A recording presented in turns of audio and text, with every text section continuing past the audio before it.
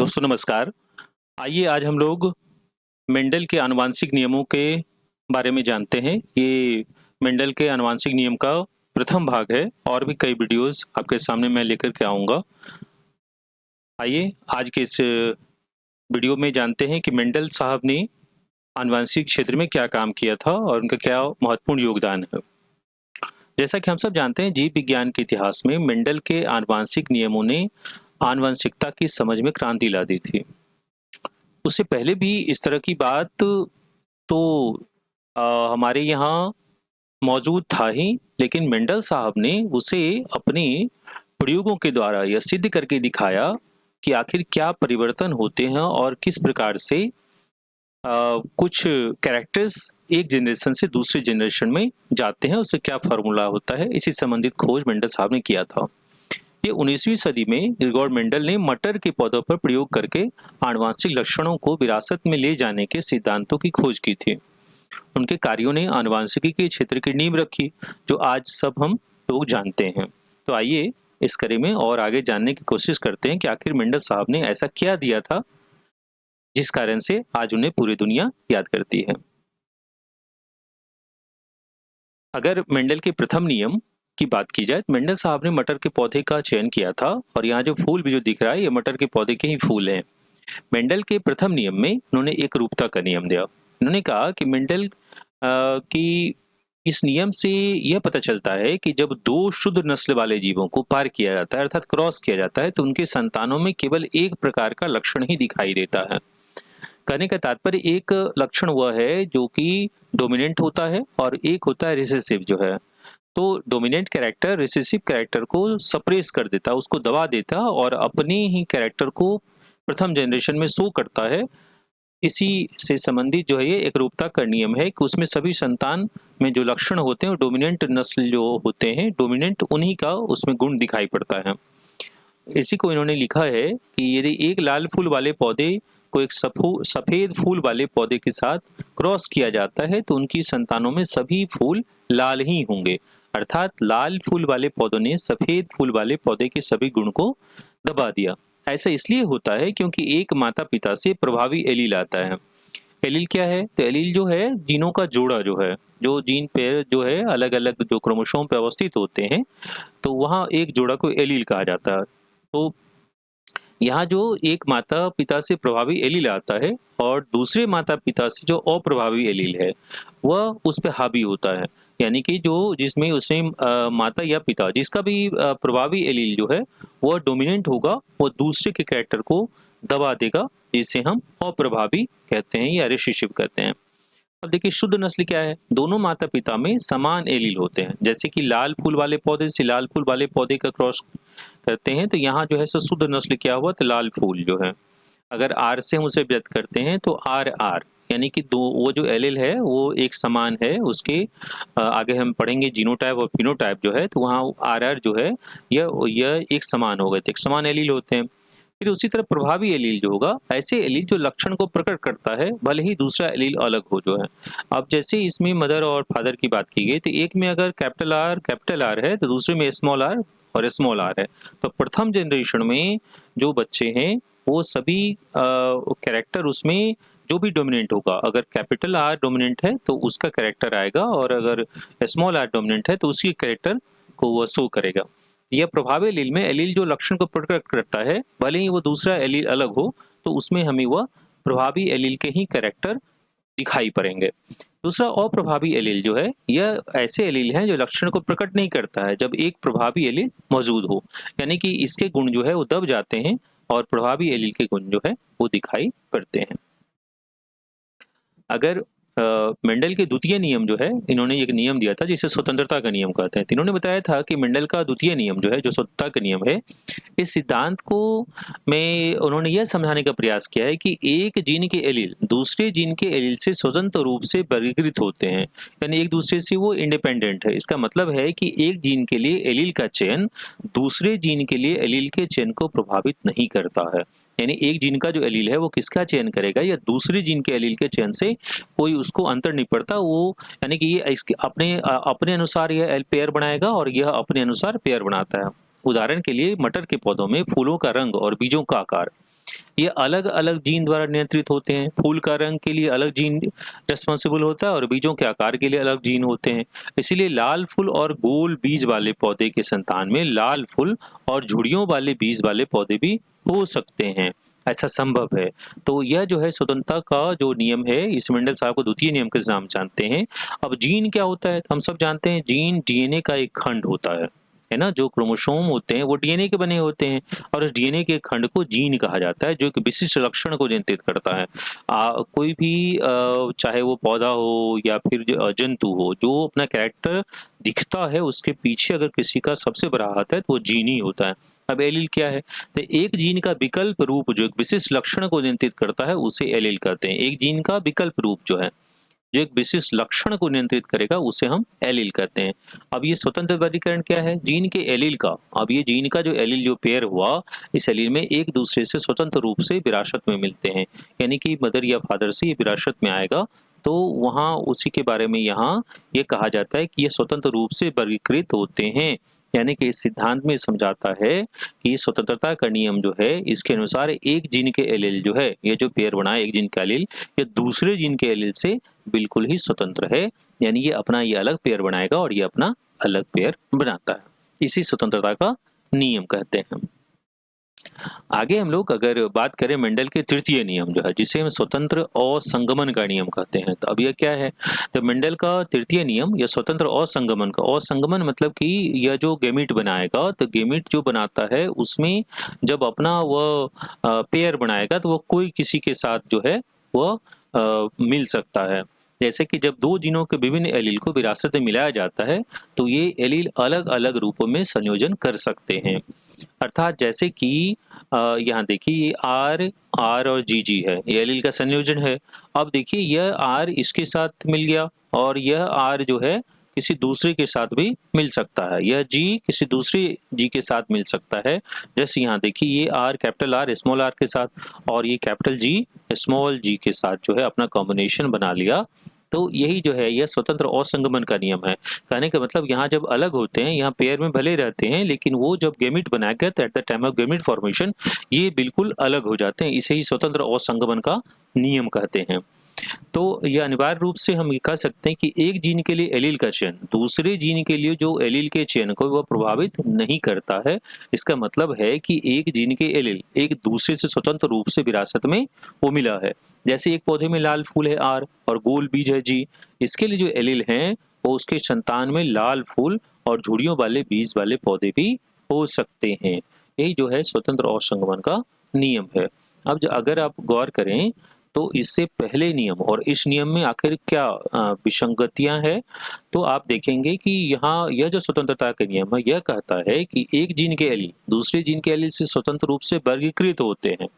इसका मतलब है कि एक जीन के लिए एलील का चयन दूसरे जीन के लिए जो एलील का चयन है उसको प्रभावित नहीं करता है।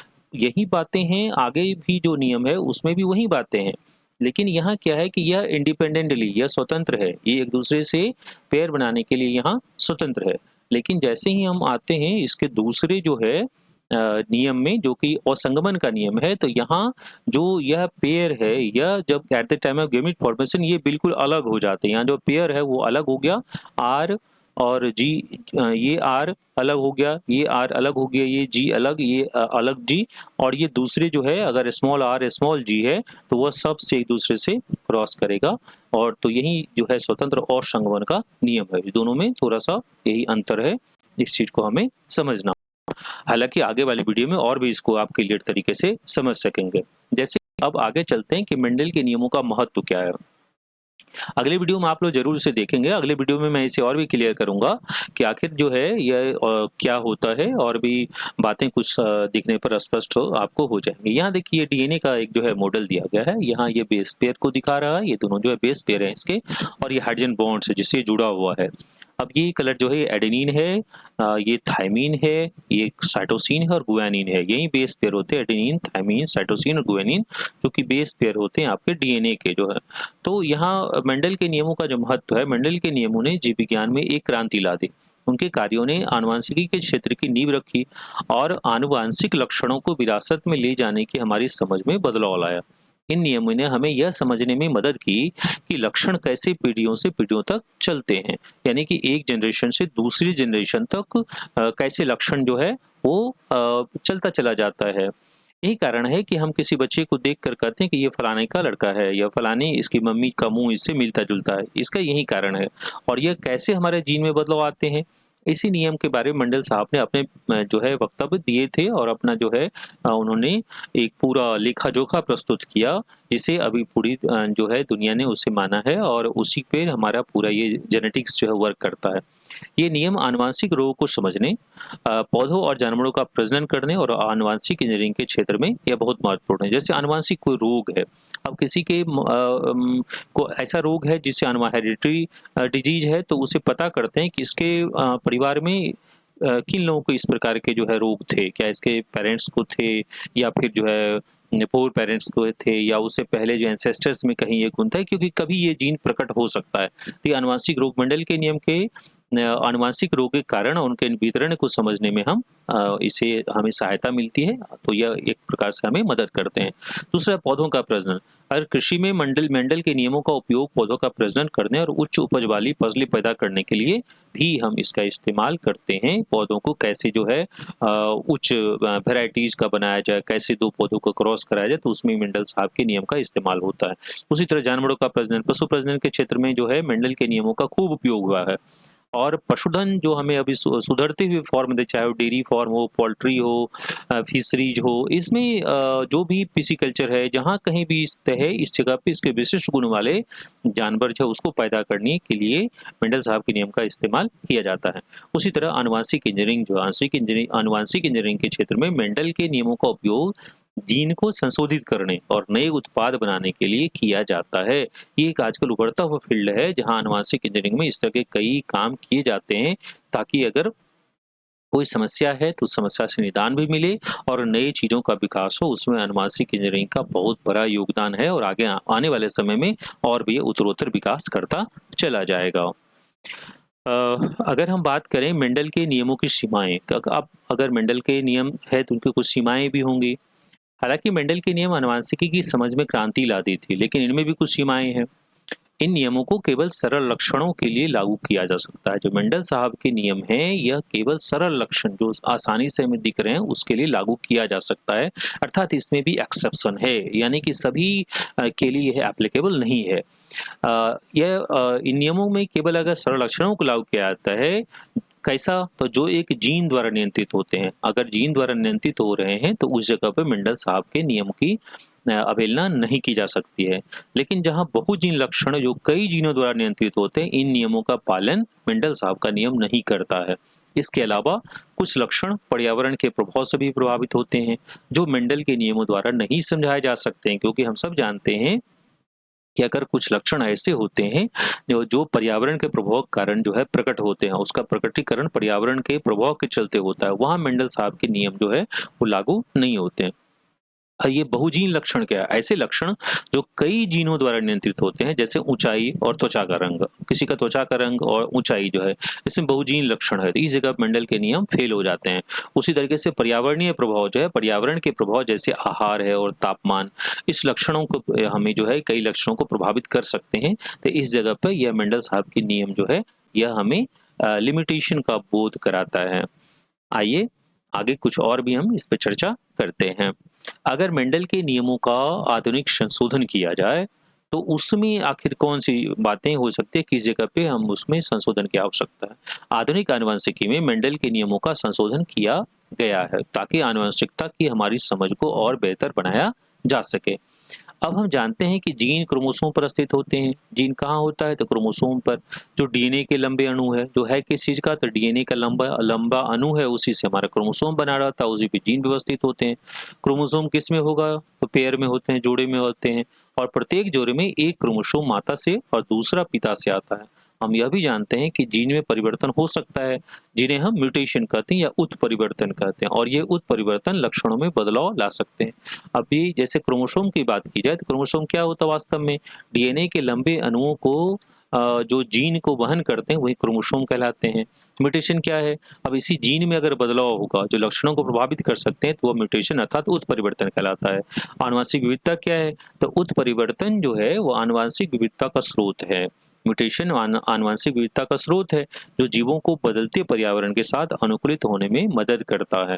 तो ये तीनों चीज जो है हमें यहाँ लगता है कि हमें मेंडल साहब के नियमों के आधुनिक संशोधन में ये महत्वपूर्ण जो है रोल क्रोमोसोम उत्परिवर्तन और आनुवंशिक विविधता, यहाँ मेंडल साहब के जो नियम है उसमें हमारी समझ को बेहतर बनाने के लिए संशोधन की आवश्यकता है, जिसे किया भी गया है।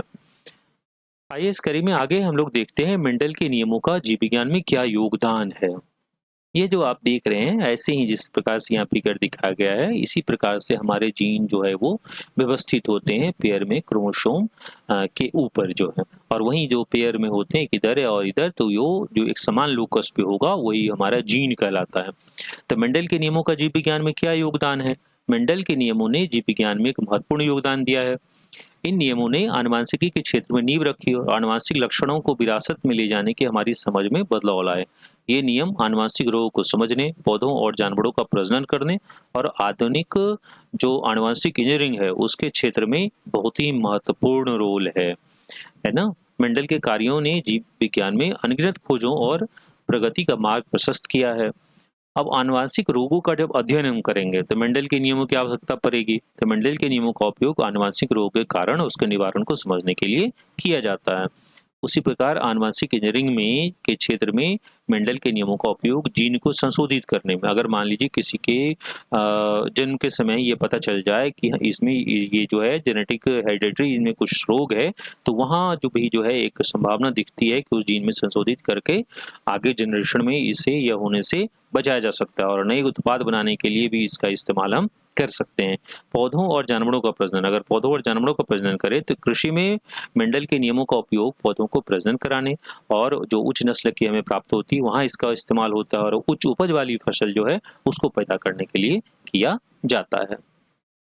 अगर हम बात करें मेंडल के नियमों का प्रयोग और अनुप्रयोग का, तो मेंडल के नियमों का व्यापक रूप से विभिन्न क्षेत्रों में प्रयोग और अनुप्रयोग किया जा रहा है। जैसे आनुवंशिक रोगों का निदान और उपचार की जब बात आती है, उसी तरह फसलों और पशुधन का प्रजनन में, आनुवंशिक इंजीनियरिंग में, फोरेंसिक विज्ञान में ये नियम बहुत ही महत्वपूर्ण होता है। और विज्ञान की प्रगति के साथ मेंडल के नियमों का अनुप्रयोग और भी विस्तारित हो रहे हैं और वे अधिक से अधिक और जटिल आनुवंशिक प्रक्रियाओं को समझाने में हमें मदद भी कर रहे हैं।